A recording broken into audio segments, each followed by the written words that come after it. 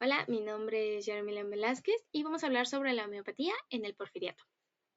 Para empezar, pues tenemos que iniciar recordando que durante el Porfiriato, pues México vivió un proceso de gran modernización, en el cual, pues por supuesto, alcanzó al ámbito de la salud. Y pues en este contexto, la homeopatía no solo sobrevivió, sino que fortaleció y sobre todo se institucionalizó como una gran práctica médica reconocida. Ahora bien, hablemos durante el Porfiriato, que recordemos fue en una época de entre 1876 a 1911, donde México buscó su modernización en la mayoría de sus instituciones, esto sobre todo bajo el lema orden y progreso. En este periodo, la salud pública se convirtió en una prioridad. Esto debido a las frecuentes epidemias en las cuales atravesaba el país y pues por la gran necesidad que surgió de obtener una atención médica más organizada. Gracias a esto, la homeopatía logró consolidarse como una práctica médica reconocida por el Estado mexicano. Ahora, bueno, ¿cómo era la situación de salud en el Porfiriato? A finales del siglo XIX, México enfrentó diversas enfermedades y diversas epidemias como lo fueron el cólera, la tuberculosis y algunas fiebres infecciosas, de las cuales pues muchos de los tratamientos eran alópatas en ese momento, pero muy agresivos y que causaban efectos secundarios importantes, lo que pues terminó como resultado en la desconfianza de la población. Esto fue un panorama positivo para lo que fue la homeopatía, ya que logró o facilitó la aceptación de nuevas formas de atención médica, entre ellas, pues bueno, como tal lo fue la homeopatía. Ahora, la homeopatía llegó a México pues a mediados del siglo XIX, pero fue durante el Porfiriato cuando ganó mayor popularidad, ya que recordemos que durante también esta época se caracterizó por traer muchas industrias modernas, mucha modernización, mucha tecnología, mucho desarrollo, sobre todo del continente europeo. Recordemos también que la homeopatía tiene su nacimiento en el continente europeo. Por esta razón también el entonces presidente Porfirio Díaz también la trajo hacia México y pues bueno, gracias a él fue que ganó popularidad.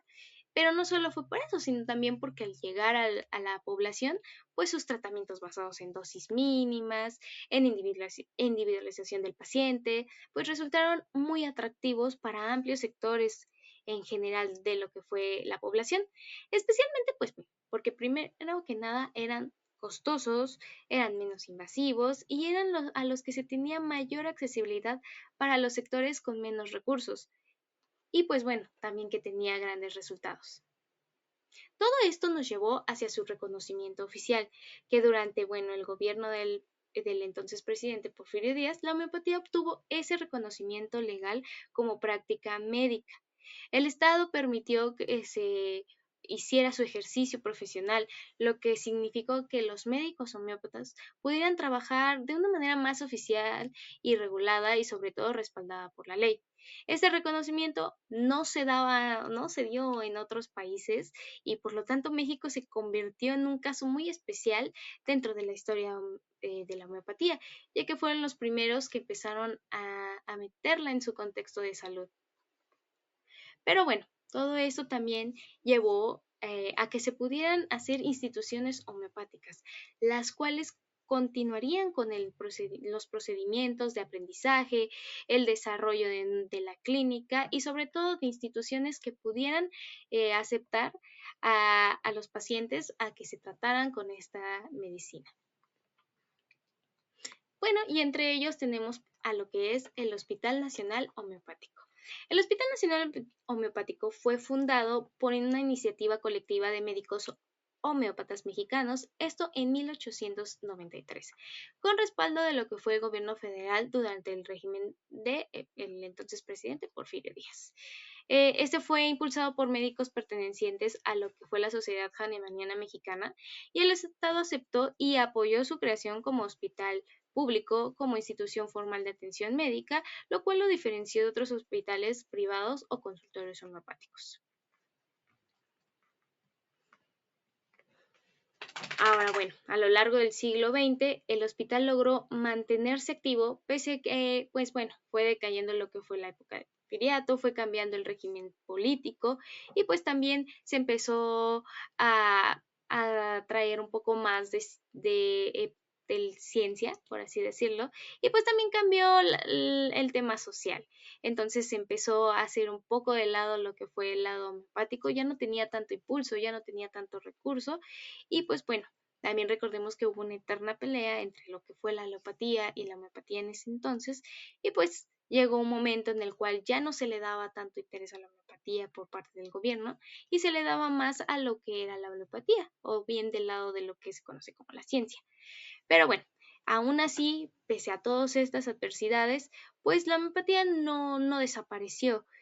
Por el contrario, pues se supo adaptar y supo adaptarse a lo que fueron las exigencias del Sistema Médico Nacional de ya en ese entonces. Y pues bueno, en la actualidad, y gracias a que se supo adaptar, aún el Hospital Nacional Homeopático continúa funcionando como un hospital público y pues también funciona como un campo clínico para la formación de médicos homeópatas, especialmente vinculados con lo que es nuestro Instituto Politécnico Nacional, lo cual le hace que se demuestre una continuidad histórica. Ahora, también tenemos una institución muy importante, que en este caso es nuestra Escuela Nacional de Medicina y Homeopatía, que bueno, sabemos que la fundación de esta escuela pues fue un paso fundamental para la consolidación de la homeopatía en México. Su creación permitió la formación de médicos con un plan de estudios estructurado que incluía materias científicas como lo era la anatomía, bueno, como lo son la anatomía, la fisiología, la patología y la clínica médica. Esto también junto con la enseñanza de los principios homeopáticos. Es decir, se logró crear una carrera con un plan de estudios que combinara lo que es la alopatía con lo que es también la homeopatía, para que pues bueno, sus egresados puedan tener la oportunidad de poder ofrecer ambas medicinas y pues claro, complementando así la atención de su paciente. Y bueno, también gracias a esta institución, la homeopatía dejó de ser una práctica empírica y obtuvo un carácter académico y profesional, integrándose formalmente al sistema educativo y de salud del país. Bueno, como conclusión, pues tenemos que durante el porfiriato la homeopatía en México se consolidó como una alternativa médica relevante en un contexto de modernización, positivismo y profundas desigualdades sociales.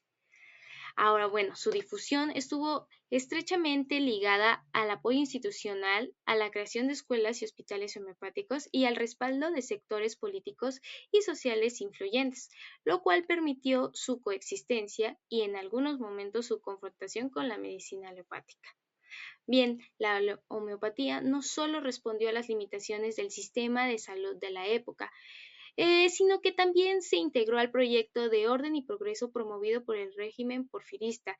Así su desarrollo durante este periodo sentó las bases para una permanencia en el ámbito médico mexicano y pues bueno, explica su vigencia histórica y cultural hasta la actualidad. Es decir, bueno, también podemos terminar diciendo que en la época del porfiriato, pues se tuvo un gran desarrollo, pero sobre todo se obtuvo una gran ganancia al poder integrar lo que fue la medicina homeopática en nuestro país, México. Eso sería todo. Muchas gracias. Y esa sería nuestra bibliografía. Gracias.